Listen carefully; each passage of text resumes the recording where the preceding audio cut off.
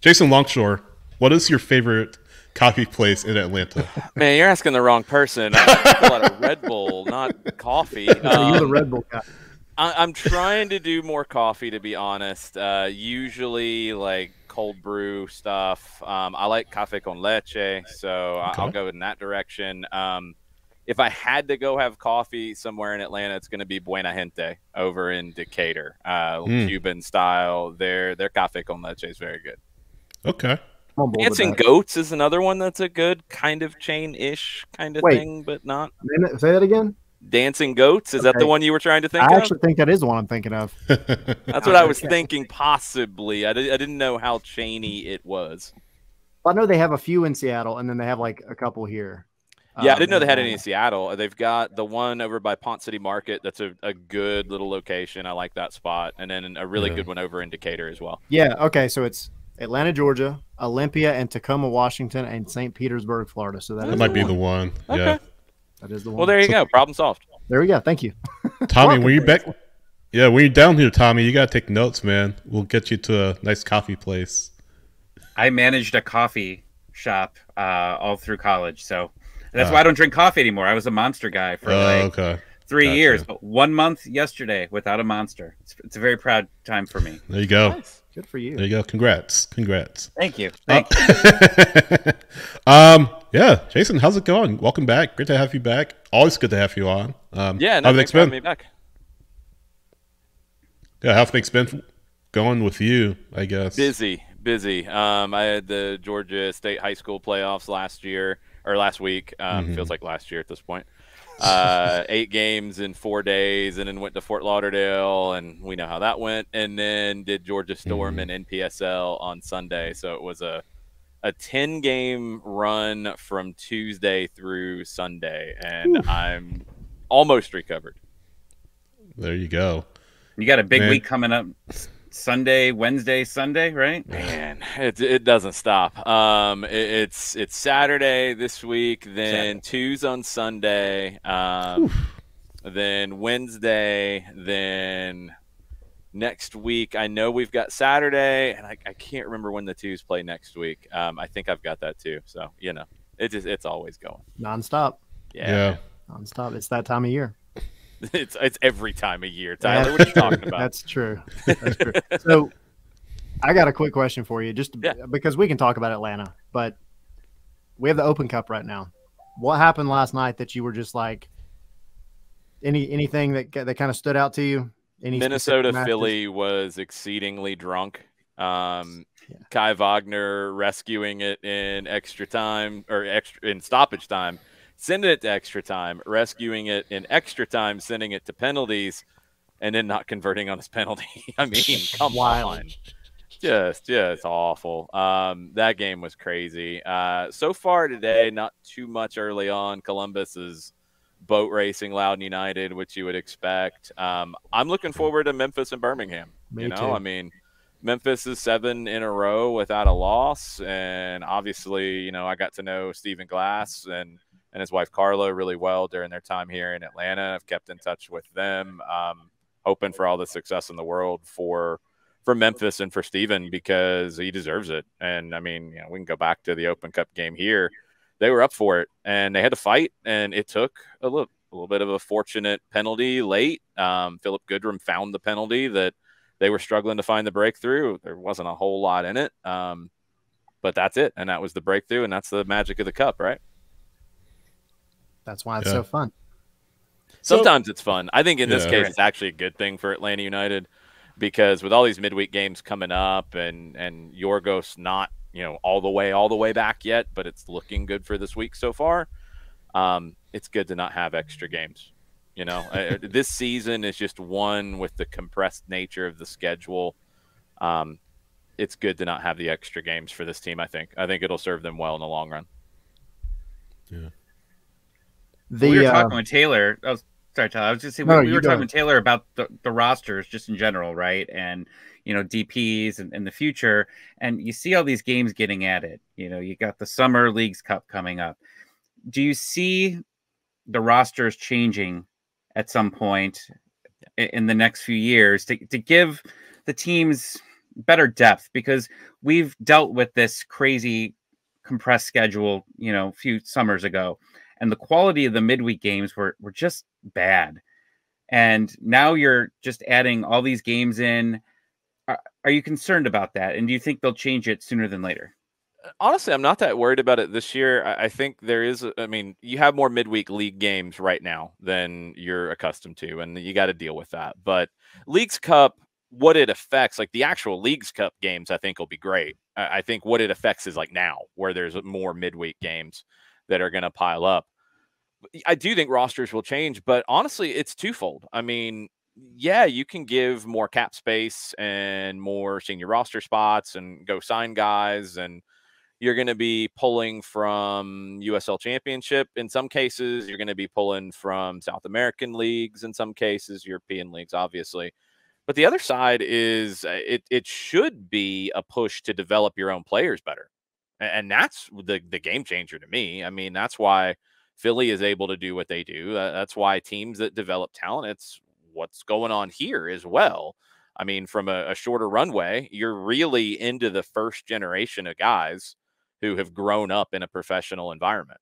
And that's the game changer, because that's what happens in other leagues. I mean, I think we have this idea in American soccer that, like no other league in the world has a compressed schedule. Yes, they do. Like, I mean, you got 2 cup competitions in England because they're savages. I mean, it's crazy. So, like in those competitions, what happens is the young guys who are coming through the academy, who get the games early on, they're the ones who get that opportunity to break through. And look, the Atlanta game, I think, is a prime example of that to a degree, where you didn't get the breakthrough that you needed. You needed better performances from some of the young players or players on the fringes of the first team roster that were getting an opportunity in a competitive match. You needed better performances in that game, and you didn't get them. And it's a learning lesson, and it's an opportunity to push forward. But I think you have to do both. Like, you need to increase the roster, if it's size, if it's cap money, whatever. You need to do both, and you need to do that sooner rather than later. And I think if Leagues Cup is successful, then you'll have the financial mechanism to say, look, we made this much money by doing this extra tournament. We're going to put it into the rosters and grow the talent base better. But you also still, and some clubs won't ever do it well. Some clubs will do it incredibly well because they won't go spend externally. But you have to continue to push to develop your own talent. That's the game changer for me, is when you've got more than just a handful of teams in this country who are developing professional talent at young ages. That's when the national team changes. That's when American soccer changes. When you get more Caleb Wileys, for example, that's when it really starts to change. This guy's getting professional games under his belt at 15. And at 18, he does not play like an 18-year-old. He plays like a grown man. Yeah, so I guess – sorry, I was just going to jump in real quick and kind of – you're talking about Leagues Cup, Jason. Yeah. If MLS does well in Leagues Cup, I would argue, if MLS doesn't do well in Leagues Cup, I think we talked about this a few weeks ago, if MLS just gets its hat handed to it by Liga MX, would that be kind of the tipping off point for Garber to say, okay, we need to really look at things from a roster standpoint and get ourselves in a position where, we're more competitive with, the neighbors down south? Yeah, it's both. I mean, what I was saying was Leagues Cup from a financial standpoint. When it's successful, I think then that's your mechanism to invest more, because there's another bucket of money coming in. But yeah, you're right. Either way, I mean, I think if you do well in Leagues Cup, which I think MLS teams should, if it's a toss-up between the top teams in both leagues, which is very, very likely, if MLS teams struggle, any of those, you can justify spending more. But I think the biggest thing is going to be the growth of the business. And, I go round and round about it because, I mean, look, I love this game at all levels, and I love the growth of it. And I'm a romantic about that side of it. But it is a business, and to do the things that I think people want to see MLS do in terms of spending more and allowing a bigger cap and more designated players or no designated players and just a unlimited cap or whatever, you got to make more money. I mean, that's what it comes down to, because, I mean, it's not my money they're spending. I don't get to judge that. So you got to make more money coming in. And Leagues Cup is a really interesting idea that I think will be successful in the long term. And I think it will be emulated by other leagues around the world. Belgium and the Netherlands should be the next one to do it. It would be a no-brainer for those two to grow their leagues and grow their business, because, I mean, where else are you going to grow the business? You know, you're going to get sponsors. You're going to get more sponsors sometimes. TV is what it is, and you're in a great spot with Apple with a really good base to build off of there. Expansion has limits, you know. I mean, there's going to be at least one more and probably three more coming in, and look, that might be $1.5 billion or more. But then that's gone. Yep. So you've got to find ways to grow the business. And I'd rather see them add a Leagues Cup than increase ticket prices. You know what I mean? So I think Leagues Cup is something that should be, first off, I think it'll be an awesome competition. I think it'll be a lot of fun.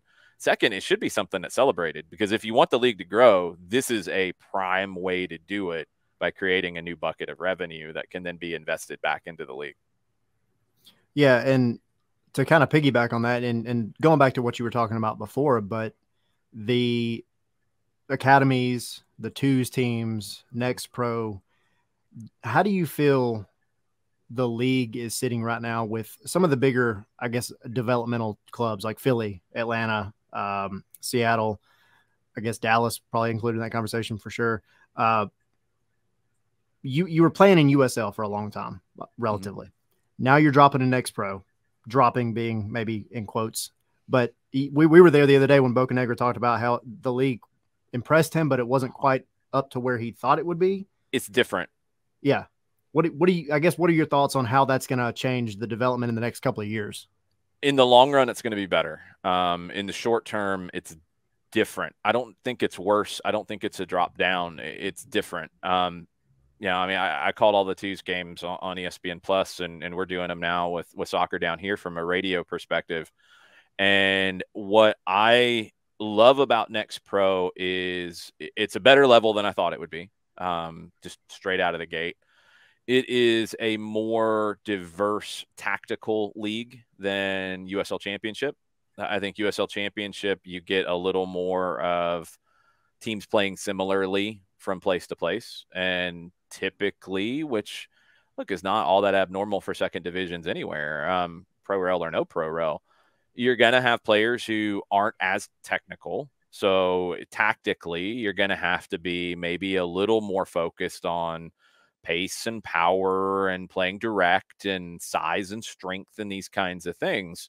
And USL Championship gave young MLS players good tests in that. You know, it was good for your Caleb Wileys to get those games in USL Championship, going up against guys who were twice or more of his age, and were bigger and stronger and had more experience. But MLS Next Pro, it's been interesting to see how teams approach it, because there's been more of those 24 to 28-year-olds signed than I thought there would be. Again, the tactics, you know, you're more often somewhat emulating what your first team is going to play, and MLS is a far more diverse league tactically than USL Championship. So it's been good. And it's been different each week. I mean, you know, Orlando plays very differently than Philly, which played very differently than New England. So that's a good thing for the young players. And I think as you get another decade down the line, because, I mean, honestly, we're all like, you know, toddlers in this at this point. When you get another decade down the line and you're producing better talented players, then the league is better.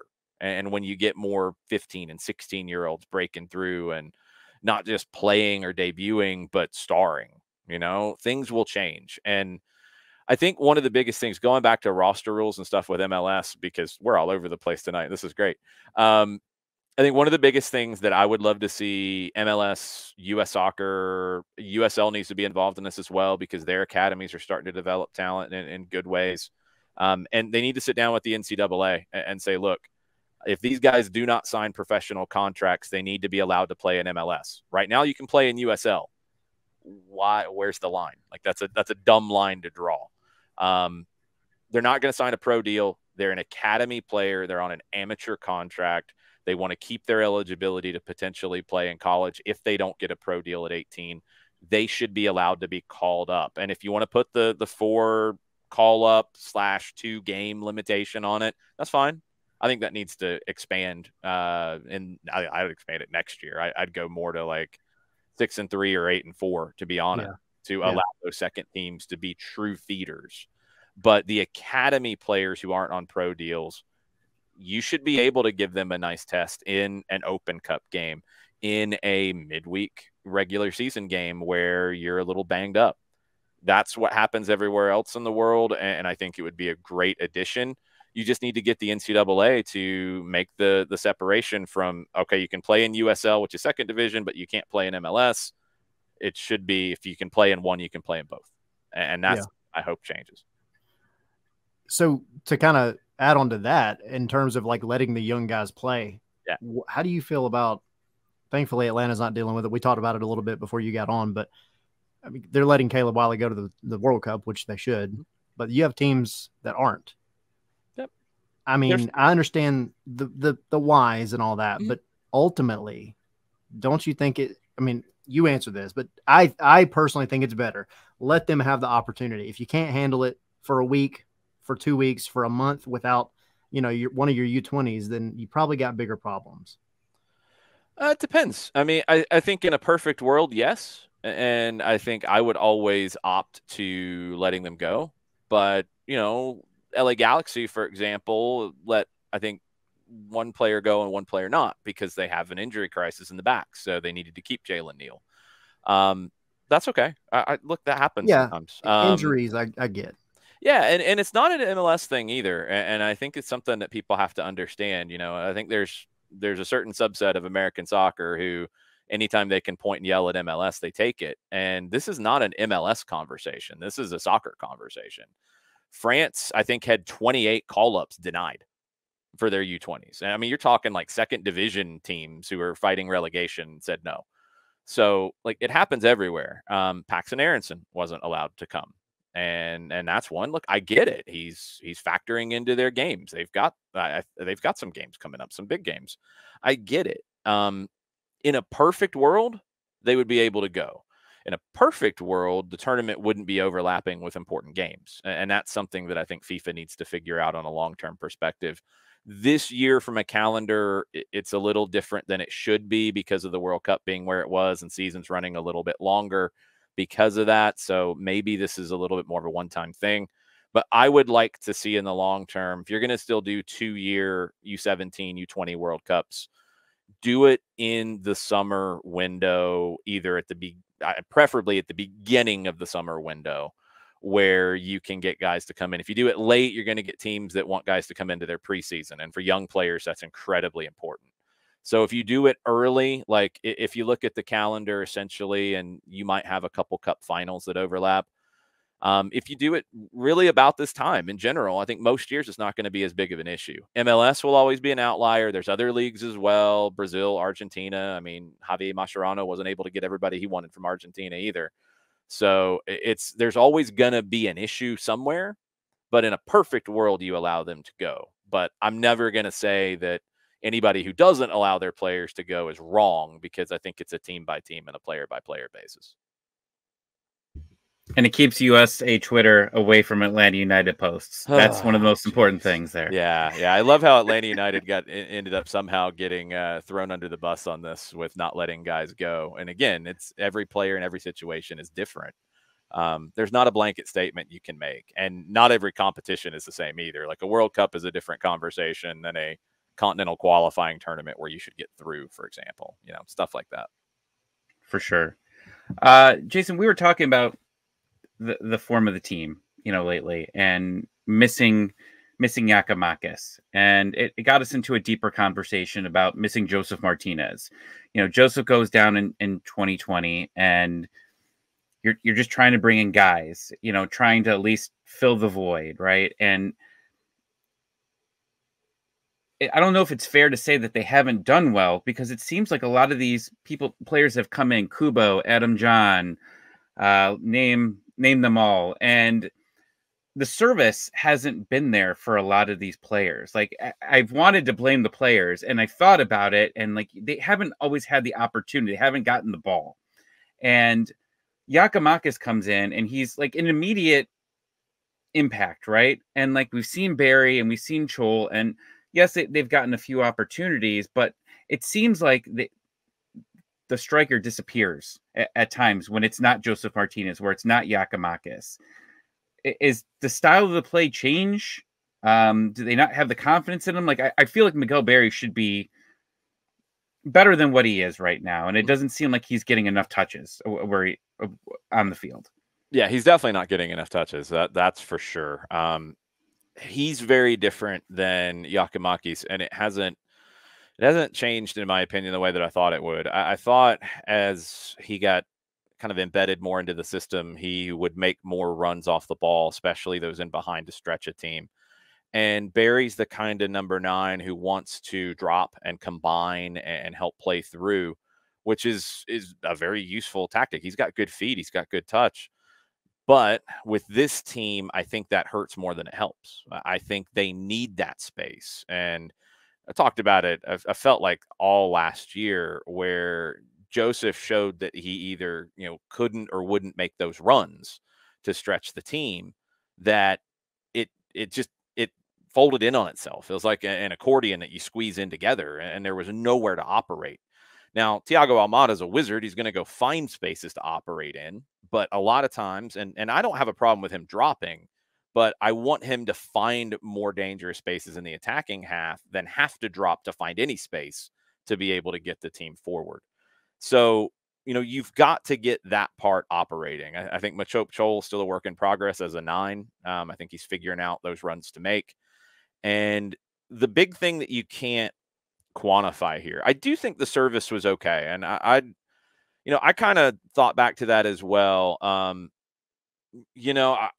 say this, that in 2020, if you have Joseph Martinez, as opposed to not having him, and you got the exact same service that you got from Brooks Lennon in that season, Brooks Lennon has double-digit assists. And I think Brooks never getting the opportunity to play with prime Joseph, it's a shame for his assist numbers. I mean, Brooks is, I'll go ahead and make a hot take. I think Brooks Lennon might be the most underappreciated Atlanta United player ever. The guy's just a warrior. First off, he's greatly improved his 1v1 defending, and it's something that he's worked on. It's something Gonzalo Pineda told us it was a big focus for him and focus for the team this year, and he's had great performances 1v1. I can't think of a time that he's been beat 1v1 to cost you anything.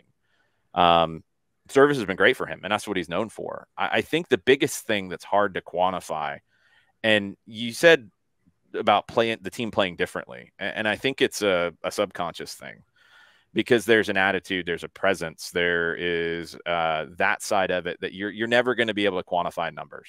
And I think Yorgos and Prime Joseph gave you that. You wanted to feed them because you believed they would score every time they touched the ball.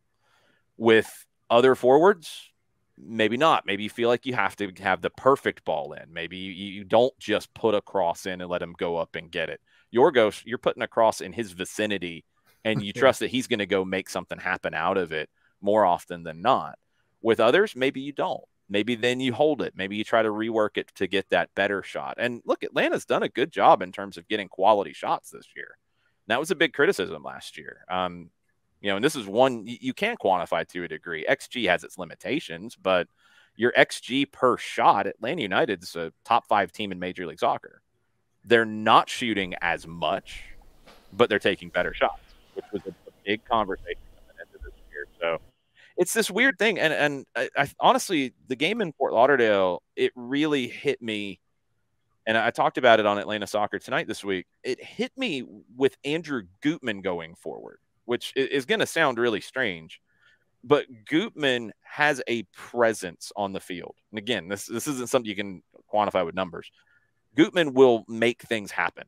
He's got that it factor. He'll put his head down and he'll charge into the 18. And does it always look smooth like it's Luis Araujo dribbling forward? No. But does Gutman make things happen and unbalance an opponent? Yeah. And he started to do that. I think the first 30 minutes, Atlanta had 3 shots. They had a great opportunity for Machop Chol that he didn't convert on a header from about 8 yards out. But after that, it kind of stagnated a little bit because Miami was being comfortable and careful. And Gutman started to force it a little bit. And this team's good enough at winning the ball back with their counter pressure that I think you can afford to do that. With a Giakoumakis, he's always forcing the play, and not with the ball, but with his movement, with his mannerisms, with his presence. Joseph obviously did that. We know how he did that at his best. So it's a little bit of X's and O's in terms of the movement. It's a little bit of attitude, which is hard to quantify. But this is something that teams suffer with, and this is an MLS thing for sure because of the cap and your limitations. Kansas City last year without Alan Pulido is another prime example. If you lose that number 9 that you expect to carry you, nobody, maybe outside of the Galaxy, who have 2 that they can't figure out what to do with at time, nobody has a second number 9 that has the same presence as your starter. And it's just such a hard element. Chemistry is a weird thing. And I think when you have Yorgos Giakoumakis in this team, the chemistry all makes sense. And when you don't have that alpha dog that I think is in the team that carries that presence and demands the ball and makes you play it to him. So who do you go get? And the reason I asked that is because we had Mike on here a couple of weeks ago, and we asked him kind of, when the summer window gets here, what are you looking to do? If you were playing Bocanegra for a day, okay, what do you do? And he said, I would definitely look at backup striker position. He said backup striker. If everybody's healthy, I'm assuming is a yes, yeah. And you're not going to lose anybody, right?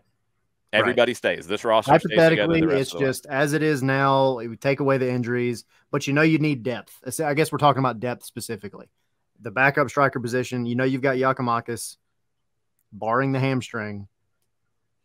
Well, Barry is kind of up in the air. I got to be realistic in that I probably don't have a lot of cap space to work with. So, we can play that hypothetical game all day, but this team was pretty good when they were fully healthy at the beginning. And that was as Yorgos Giakoumakis was getting embedded into it. I'm not forcing anything. If I have everybody sticking around, if I have everybody healthy, if I don't have any long-term injury issues, I'm not forcing anything. If I can get a number 9 that, again, like you're not going to get that. You're not going to get a number 9 that has the same presence. I don't think you will.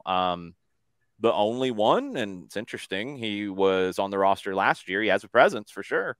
Dom Dwyer, and he's available. And he was at a Braves game last night.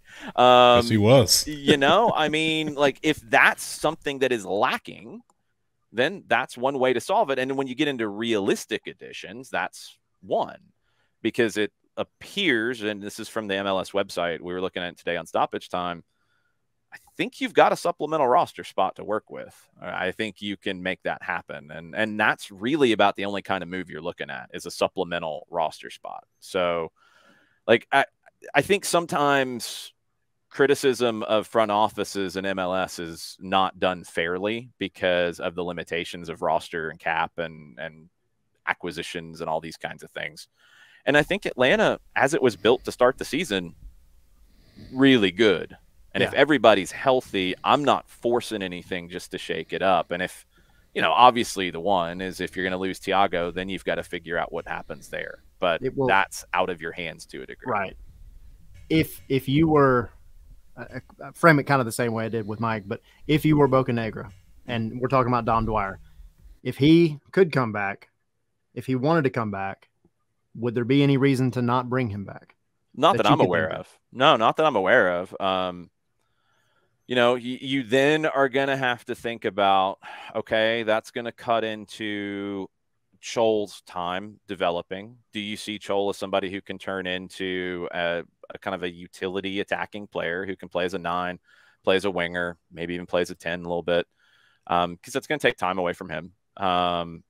You have to weigh those things. I never heard anything bad about Dwyer in the locker room. Never heard anything about him being an issue.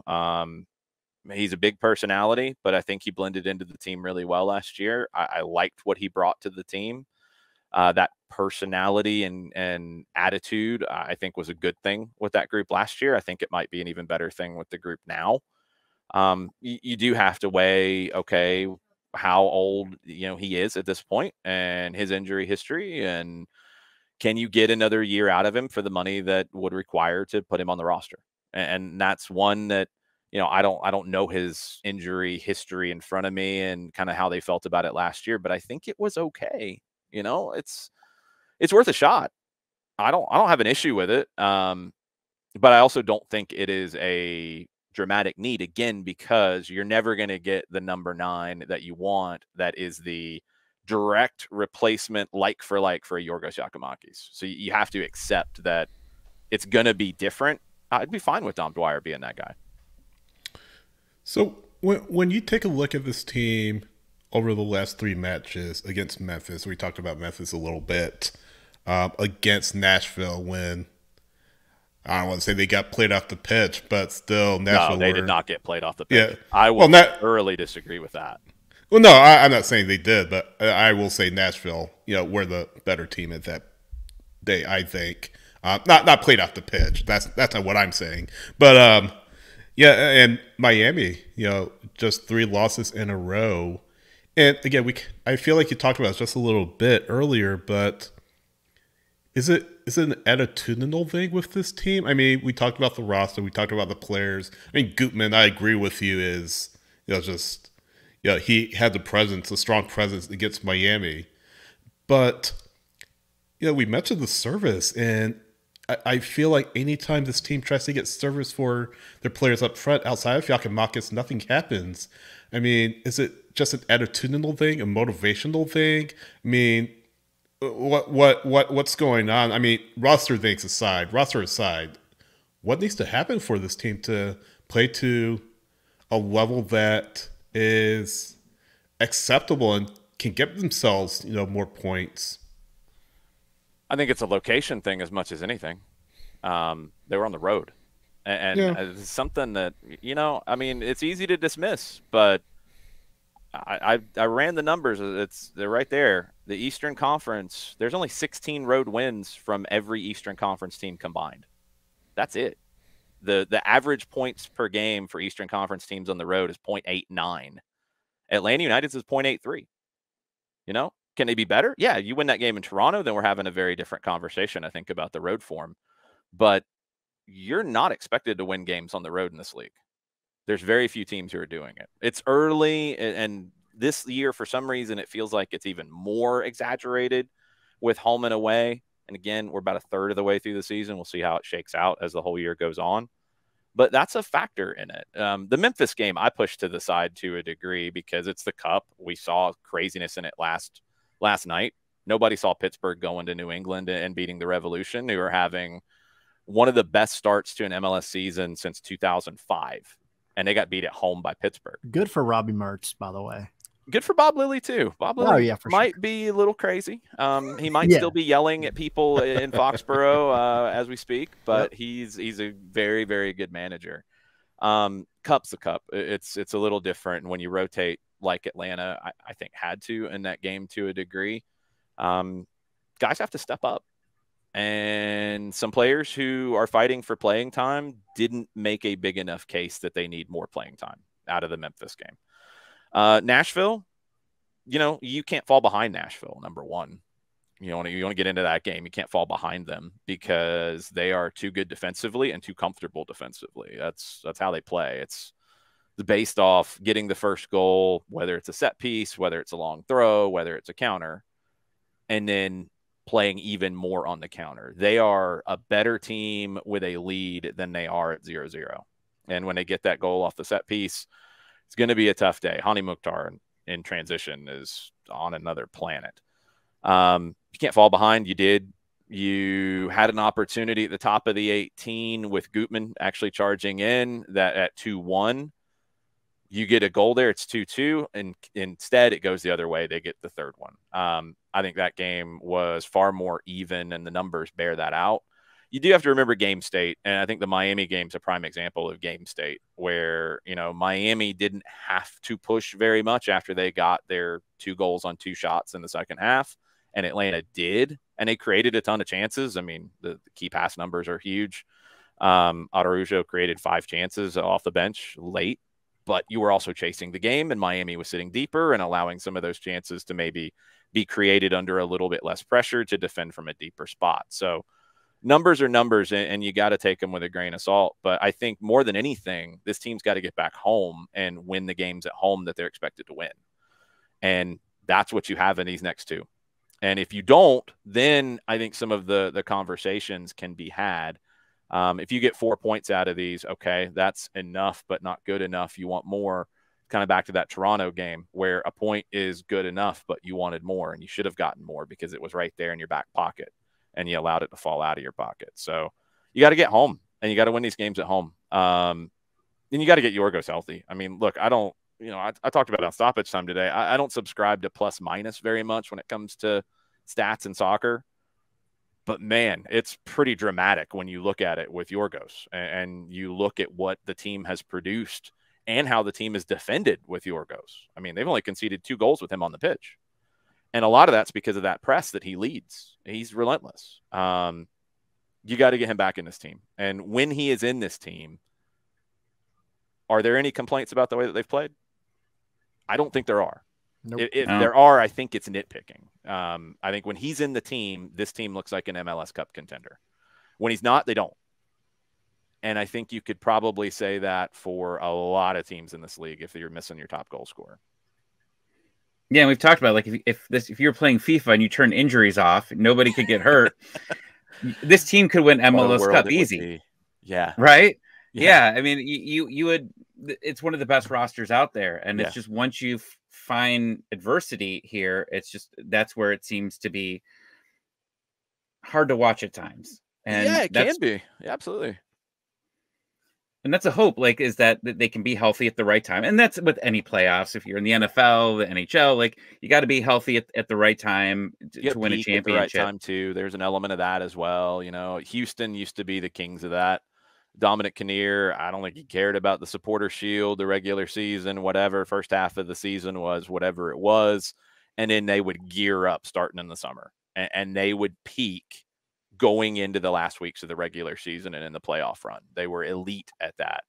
And there is an element to that. This team shouldn't be playing its best soccer right now. If they are, they're not going to win MLS Cup, and they're not going to go very far in the playoffs. They've got to continue to build, and you've got to see that build. And right now, the build got slowed down when you lost Giacomakis for a couple weeks. For sure. And like I listened to your show today, and like you guys were saying, like, it's either all roses or it's burn it all down. And like, that's kind of how the fan base is. And I was laughing while I was listening to that, because it's true. Like, if you're on Twitter and I hear you guys on your post game reading some tweets out, it's entertaining to read on a week-to-week basis on where it's at. And the fan base really looks for somebody to blame. And you see the Pineda out tweets nonstop, the Boca out tweets. And the player that seems to get the biggest out tweets is Aruju. And we've talked to Taylor Twellman about him, and we talked earlier with Keith about it. How do you get him going? Because I think maybe if he wasn't, a DP, like, the DPs are always going to be scrutinized more. They make this much money. It's constantly thrown out. Even, when you're listening to them on Apple TV, they show the transfer fee. They show the salary. And for the fans, and not Scarves and Spike out, Jimothy, I see your tweet. We're not going to leave. But like, I think that's like one of the biggest things is like Aruju, he comes into this team and he's one of the hottest players, right? Like, he's showing that people are shocked. He's just stealing the ball from the keeper, little tap in there. And then he comes in the next season and has a few moments, and he comes in this preseason, looks fantastic, right? Like, he's scoring goals. He seems like he's got confidence, and he's been quiet until really he came in and the sub performance, which when he came in to the league, he was like super sub of the year or sub of the year. Like that was like his thing. He was the sub and he was great coming in, but it seems like as a starter, he doesn't provide enough on that side. I think the start of the season was good for him. I think when this team was at full strength, when you go back, I was actually just pulling it up to make sure I wasn't too crazy. He had 2 goals in the first 4. I don't know where I'm looking at. I can't pull up the assists easily, but I think all of his assists were in the first 4 or 5 games as well, when the team was playing its best. And I was having this conversation with somebody this week, and Araujo is never going to be looked at in this way because of that transfer fee, and because of his talent. I mean, he's an incredibly talented player. Nobody can deny that. It just doesn't seem to always fit for him. But he reminds me a little bit of a Scottie Pippen kind of player, in that he is. Do you want him to be your number 1 option? Maybe not. Do you want him to be, in this case, your 3rd option? Yeah, kind of like that. And I think he's good in that role. I think when he is there with Giakoumakis and with Almada, maybe take some of the pressure off. Maybe he's able to play a little more freely. Maybe he's not pressing. I feel like he's a hot and cold kind of player in the attack. The thing about him that I always bring up, because I'm always impressed by it, is his defensive work. He always works hard defensively. When he's having an awful day on the dribble, when he's just not able to make anything happen, when he turns the ball over, he often wins it back, because he doesn't stop working for the team. And that is why he keeps getting opportunities. And that's, I think, why, you want it to break out for him, but it hasn't. I wish I knew what it was exactly that was the issue. I don't know if he's putting too much pressure on himself. I don't think it's a confidence issue, but it's hard to say. I don't know if it's just the game doesn't slow down enough for him in the final third. I don't know. And I wish I did, because I think he's maybe on just pure flat out talent. He's a top 5, definitely a top 10 player in this league, but the production hasn't been there. Last year, maybe it's different if he doesn't pull the hamstring in game 1 after scoring that first goal, and maybe he's able to build some momentum and do it. But, I'll always remember 2022. One of the lasting memories will be late in the season, where you needed wins to get into the postseason.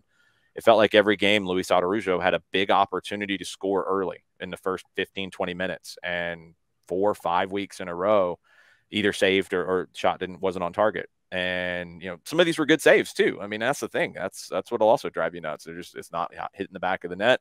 It's not happening. And I don't know how to change that for him. And it needs to change, because if he is what I think his talent is, alongside Almada, alongside Giakoumakis, then forget it. This attack, you're not going to be able to contain. But he hasn't been. And get Yorgos back, maybe it'll click a little bit more like it did earlier. And if he can be the 3rd of the 3 amigos in the attack, then maybe that's a little more comfortable spot. And maybe he can start to build a little bit for a good run in the second half. But he's got to produce more. I mean, there's just no way around it. You brought him in to produce more, and he's not producing as much as I think he's capable of. And I don't think there's an easy reason why. It's not from a lack of work, in my opinion. Yeah, he's always especially like you said, at the end of last year. Like, I remember that Portland game. He had multiple chances. Like, he was in the perfect position to score, and it just wasn't going in. And that's what we've talked about, is like the confidence. Can we get him confidence? We were joking around, like, start him in the Open Cup. Let him get a couple goals in there. Like, let him get that confidence back up, because he is very streaky. And I just wonder how long the club waits for this to see, like, is this a consistent player that's going to be able to score for us, or do we have to move on from him? Well, you got to look. I mean, you have to always explore options, because you're always thinking to move ahead. I mean, trust me, the front office and the scouting department and everybody involved is thinking about how they would replace him, how they would replace Giakoumakis, how they would replace Almada, how they'd replace anybody, because you have to. And you can't wait to build that list until the player's gone. So you're going to be thinking ahead. And then the flip side is, there was a lot of noise that didn't necessarily come from your top tier sources out of Brazil, but there was a lot of noise about teams being interested in bringing him back to Brazil in the off season. Does that pop back up in the summer window? Who knows? And if everything makes sense, then you move on and you move forward. If he can get going again, then you're probably not going to want to move on. But I think you're already thinking, like, all right, if the right deal comes up for him, then this is what we would do in response. Yeah, and I think that's something too that probably should be cleared up. And I'm not saying like our platform is the way to do that. I like to think it is, but I mean, you guys have reach. Don't. We try reach. But like everybody's talking about Almada, right? That's the big thing. When Almada leaves, the team's going to be crap. That's what we always hear. Because they're not going to replace anybody. Right. They're just going to decide, no, we're good. Unless you have a front office that is completely inept, which we don't. I mean, people will argue, but we don't. No. They have a list of players already lined up that they're going to shoot for the moment that opportunity comes up or is needed. It's not like it's going to be Almada or bust. There are other players. No, they've shown it throughout their history. I mean, you knew Miguel Almiron was going to go after the second year, and you had already brought in Ezequiel Barco, and you invested heavily in him. And look, it took 3 years, I think, for him to show the level that he could be. And his last season here, he was outstanding when he came back. Never forget post-Olympic Barco. It's just unbelievable. I mean, he was on another planet. Pity Martinez, once he got, I think, embedded into the team, the second half of 2019, Pity was good. You talk about one of the best chance creators and goal scorers. Like when you look at shot created actions, he was top 5 in MLS down the stretch.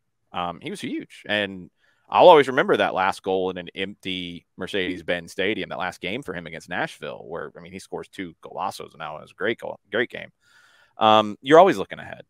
So you have to prepare for that. And you then have to have a little bit of good luck and hoping that somebody doesn't need a whole lot of time. Almada, I think, needed about half the season to get going and calibrate to the league, because you have to. And you know, again, like you said, it's not FIFA. You know, it's not FIFA where you just bring somebody in and they fit because the leagues are all the same on FIFA. Here, you got to different weather conditions. You got to get used to a different playing style. You got to get used to a different way the game is refereed. You got to get used to a lot of things. And I think you saw first half Thiago and second half Thiago look very different last year.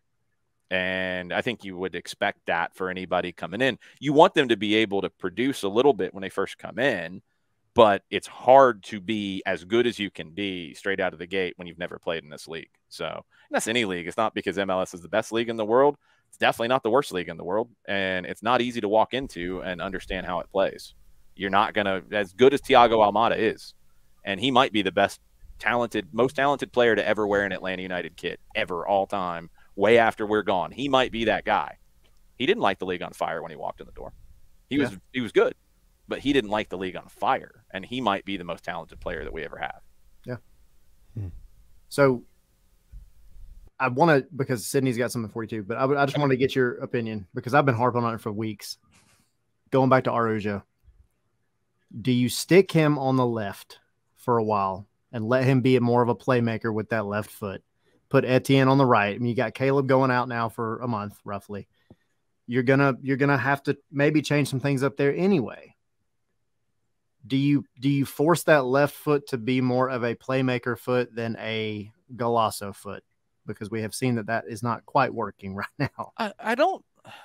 Maybe. I mean, I'm not opposed to it. I don't know if that's the issue with him. But that does unlock things in the attack, and what you have to figure out, because you have to factor the fullbacks into this too. And when you talk about the wingers and what they do in their positioning, Araujo being inverted and Etienne being inverted really works well. And a lot of teams around the world play inverted wingers because they want their fullbacks to go. And I think especially with Brooks, you want him to have that space out wide. So if Etienne is there, you still want him to come inside. And what it can create in some ways, if you get that chemistry the way you want, is you have Lennon making the overlapping runs down the right. Now he's underlapped a little bit more this year, but he's still an overlapping fullback. That's his characteristic. That's his personality as a player. On the left side, if you have Araujo there and you want him to stretch the field, you want him to put in crosses, you want him to stretch wide, that actually works because Gutman, we know, likes to make the underlapping runs. So that works on that side. What you need to have happen on the opposite side, and you got to think about Thiago in this as well, you've got to have a pocket where Thiago can go find, and that's going to be really to the left or the right of the forward. And I think what Thiago we've seen, he likes to be to the left to come in on the right. He likes to pick up the ball to the left side of the goal and come into the right and open up with the right foot or hit the big switch. So, okay, you got to be careful about getting too many people in that space. But what it opens up potentially, and I do like this idea, is Etienne almost as a second forward in a way when he tucks in. And you want him to play kind of off of Giakoumakis' shoulder in this scenario where, you want him to stay out of that space. He's got to react to the runs that Yorgos makes, but then he can make corresponding runs. So let's say Lennon makes your overlapping play down the right. He's looking for the cross. Yorgos is your point person. He's going to make the first decision. He's going to make the first call, first read. If he goes near post, then Etienne from his right wing position where he's tucked in has to go back post. If Yorgos stays to the back post, Etienne's got to make a hard run to the near post. He's got to read that and run off of it. And I think that creates a lot of interesting possibilities because I kind of like him in those spaces. So yeah, it's not a bad idea. I don't think it unlocks Araujo. Like, I don't think that's the issue. But can it be really good for this team when you don't have Caleb Wiley up high and you're trying to get Araujo and Etienne going? Because you need to get both of them going more than they are. Maybe that's a way to do it. Maybe that's a way to change it up, but still play to the strengths of your fullbacks going forward, which is a really important part of this team. So when you look at Charlotte, still kind of newer club in the league in MLS compared to Atlanta, and this could be a larger point about soccer in the Southeast, Nashville. I'll throw in the Florida teams, Miami and Orlando, even though, like, the further south you go, Florida, the further north you get. Yeah, exactly.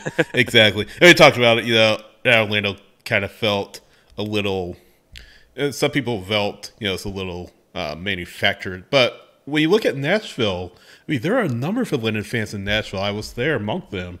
You look at Charlotte, a lot of Atlanta fans in Charlotte. I imagine a lot of Charlotte fans will be making a trip to Atlanta. We were talking to Keith earlier about, Cascadia, which he's called a number of times in his career, El Trafico. Where can Atlanta, Charlotte as a derby end up as it compares to others in MLS? I think the three-way with Nashville can be the best in MLS. I don't think it's far off because, I mean, just look at the numbers. Like, you're going to draw – you don't open up the upper deck, you're going to draw up to 45 in Atlanta. You have your normal soccer configuration in Charlotte, you're going to draw between 35 or 30 and 35, I think. You could probably stretch it closer to 40. Nashville, you're going to have up to 30. There were, and if I remember the numbers correctly, and we talked about them on air, so it's not anything that's private. I think there were over 2,000 away tickets that were claimed for the Nashville game from Atlanta fans. It wasn't quite that many for Charlotte. It was actually a good number went to Miami. That was surprising. I wonder how Orlando will match up with that. And look, Miami might have been unique this time with Joseph going there and just where it fell in the calendar. It was a good opportunity to go for a weekend if you wanted to go, that kind of stuff. But Atlanta, Charlotte, Nashville. I mean, you want me to be completely transparent here. I think it already is in terms of sheer numbers right there alongside anything in the league. Will it ever get the credit that it deserves? Probably not nationally, because nationally it's always going to be looked down on being in the South. Flat out. It's going to be. You heard all the comments when Atlanta came into the league. There's always an element of looking down your nose at it. And you're going to have the old timers who say that Cascadia is the best by far. You're going to have the Northeasterners who say that whatever permutation you want of Red Bull and DC and Philly and all that's the best. I think when you get the traveling numbers and the passion and the just scratching the surface of it right now with Atlanta, Charlotte, and Nashville and two teams in large venues. And if I'm Nashville, I would not hesitate when their new stadium opens up to maybe rent it for these games, or at least one of them each year, to have a big spectacle when Atlanta or Charlotte comes to town. The Nashville-Charlotte part of it's got to grow. I think Atlanta, everybody wants to love or hate Atlanta. Like, it's just, and they were the first ones, so you have that element. But Nashville and Charlotte need some animosity. And I think the kind of unique element of this out of tragedy is Atlanta and Charlotte fans, I think, are going to be bonded together in a different way because of Anton Walks. And that's another element to the rivalry / camaraderie, which is how I think it feels so far with these three teams. There is rivalry. I think Atlanta, Nashville, I mean, that was a good, intense game up there. It was, if you're watching that as a neutral and you don't know who it is and you don't know the history of the teams and you turn that on national TV, you're going to be like, oh, okay, that's pretty intense. Pretty good. Went down to the wire. Could have went either way. Okay, cool. I like this. Atlanta, Charlotte, you had intensity straight out of the gate. Like, you're already getting that on the field. And I think the good thing is you don't have Montreal, Toronto fighting in the stands between them, which is good. I was just about to say that. Yeah, you don't have that. Let's not fight, but no, you don't need any of that. What you need is the SEC kind of feel to it, honestly. It just means more, right? You need that where, I remember going to Baton Rouge as a Georgia fan, and you park your car and you're walking towards the stadium and it's, we're going to kill you tonight, whatever. Come have some of our jambalaya, and you go over and you have a beer and you talk a little trash back and forth and you toast. And then after the game, it's the same thing. Like, that's what this should be. And I think that's what this rivalry can be. Question is, what is it going to get called, and how does it continue to grow, and does it ever get recognized the way that it should nationally? I fear that it won't, and that's fine. I think we'll all know the real story down here and know what it really is, because these games are special. And I can't wait for both of those teams to come to Atlanta and see how it feels.